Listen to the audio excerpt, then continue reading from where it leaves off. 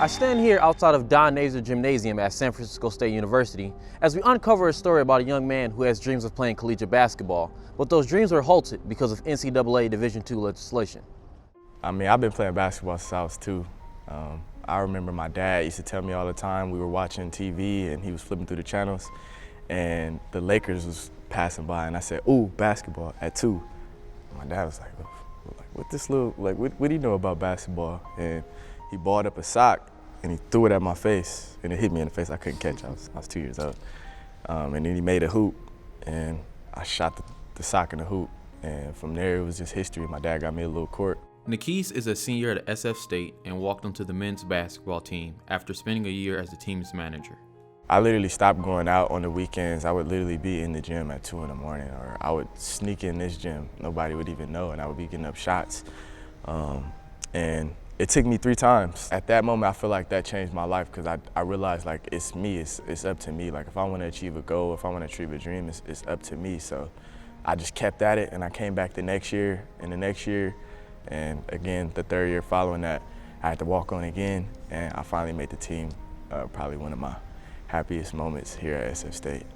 After joining the roster, Niquis developed unique connections with all his teammates off the court and brought a unique passion and fire on the court.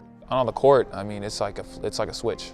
You know, he's still funny on the bench and joking around, but I mean, he's in his zone, and he got us in our zone a lot. You know, I mean, when you see what Niquis is doing on the court, it kind of like, whoa, like it's time to go. It's time to hit that switch. It's time to bring it up to another level. In late January, the team played live on ESPN 3 against Cal Poly Pomona, with Niquis scoring a career-high 20 points in front of his father.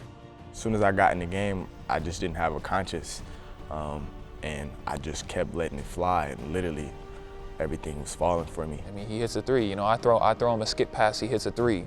I'm like, whoa, this dude pulled that from the CCAA logo. Like he's feeling himself. That was an amazing experience. It's something I'll cherish for the rest of my life, and I'm glad that my dad was able to witness that, you know, with my last name on the back of the jersey. A big moment for him, not knowing this would be his last game in college.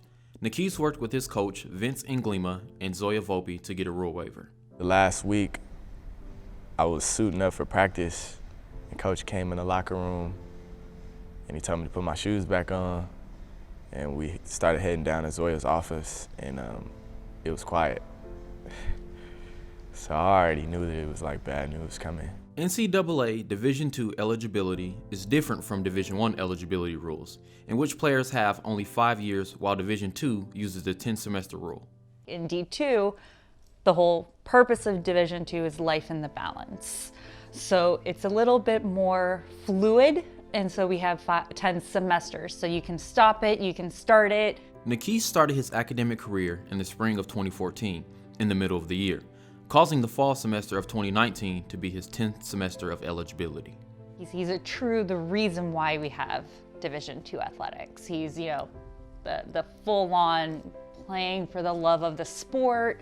After being notified that he was no longer eligible to play, Niquis experienced a whirlwind of emotions. Somebody could read that whole story, and then a group of people or one person could decide that they could put a halt to a story like that or to a young man's dream. It'll never make sense to me. Hearing the news that Niquis ran out of eligibility not only had an impact on him, but it changed the energy of the locker room that he shared with his teammates.